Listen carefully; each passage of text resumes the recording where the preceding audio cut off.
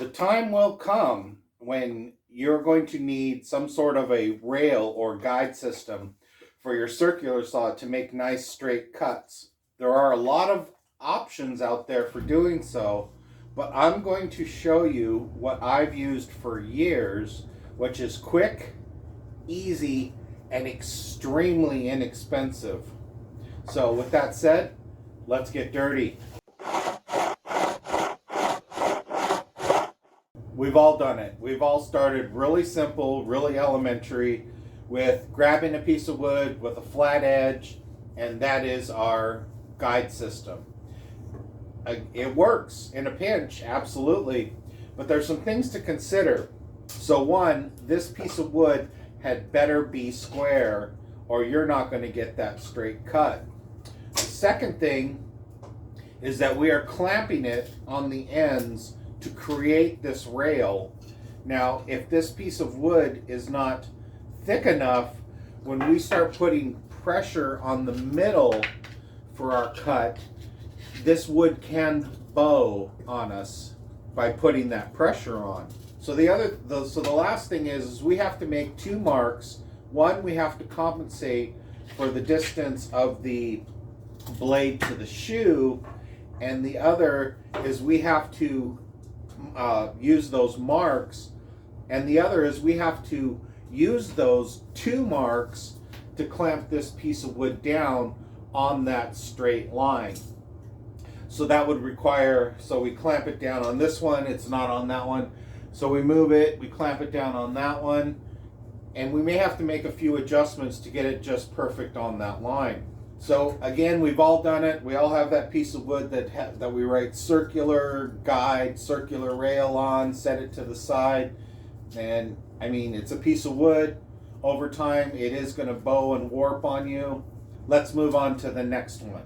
So the other thing I've seen when looking for that perfect guide for my circular saw is you take this piece of wood, again, has to be square, and you actually mount it to a piece of 1/4 inch, 1/2 inch plywood. Now this is an okay system. This works, but some things to consider. Number one, of course, is this piece of wood has to be square. Now I know this one isn't, but this is just for an example. So this piece of wood has to be square. So by mounting it to the plywood, we no longer have that problem where we're going to bow in the middle when we put the pressure on, because it is actually mounted. So we mount it to this plywood. We then take our circular saw, run it, so we now have that perfect guide to use it with our circular saw. And that's, again, this is a good and viable system.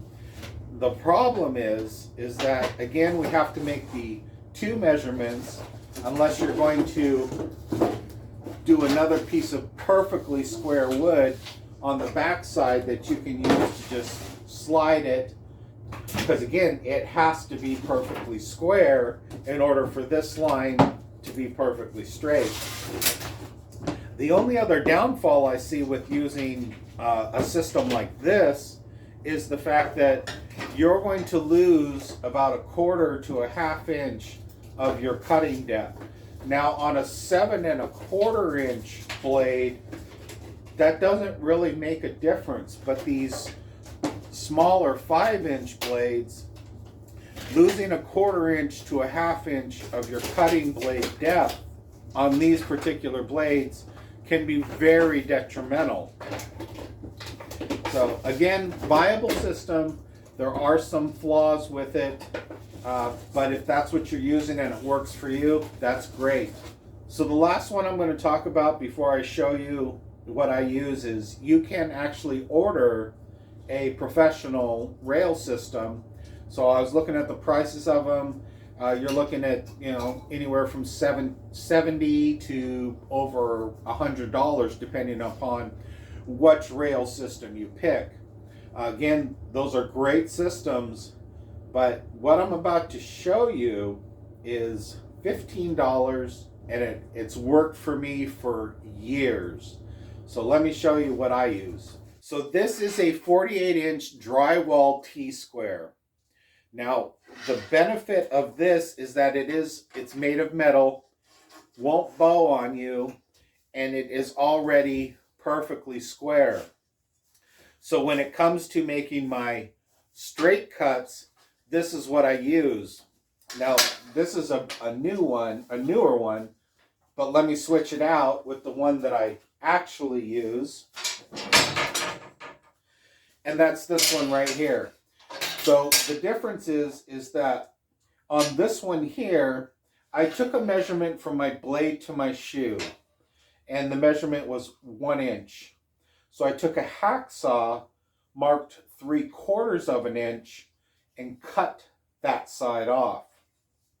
So now I have a perfect square, again metal, it's not going to bow on me, and the 3/4 of an inch misses the blade.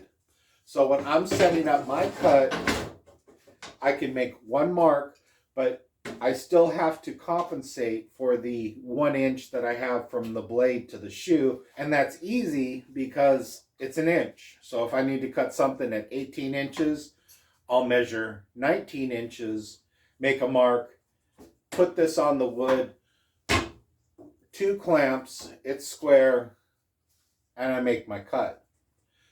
Piece of cake, $15. And it does the job of all of them. So there's a simple and inexpensive way to create a guide or a rail for your circular saw that pretty much beats all the other ones that I've talked about. So you're like, wait, what? Now let me tell you a little bit more about this rail system that I'm using. The distance from my blade to the shoe on my router is 1 5/8 inches. So I can now use this same straight edge for my router. Oh, when will this mad, crazy merry-go-round ever end? And not that it matters, but the distance from my blade to the shoe on my jigsaw is 1 1/4 inches. So if I wanted to do a straight line, which would kind of defeat the purpose of a jigsaw, I have that option there too. The opportunities for this are endless. They are freaking endless. Again, $15 and cut it at 3/4 of an inch, and you've got a perfect square made of metal, won't bow on you, and it can be used for a lot more than just your circular saw. So I hope I just saved you a bunch of heartache and money on what you're going to be using to do your straight cuts with your circular saw. If you enjoyed this video, please like, subscribe, hit the bell icon to be notified of new episodes as they become available. If you have any questions, feel free to post them down in the comment section. I'll get to them as soon as I can. If you're new to the woodworking hobby, feel free to check out my Woodworking for Beginners video series. It's a 12-part series, step-by-step instructions. Definitely teaches you the basics of woodworking. If you'd like to support my channel, I'll put a link in the description to make a donation. Feel free to make a donation with all the money that I just saved you. If you can't make a donation, I understand. Please share me on your social media pages. That is very helpful. So until next time, keep it safe.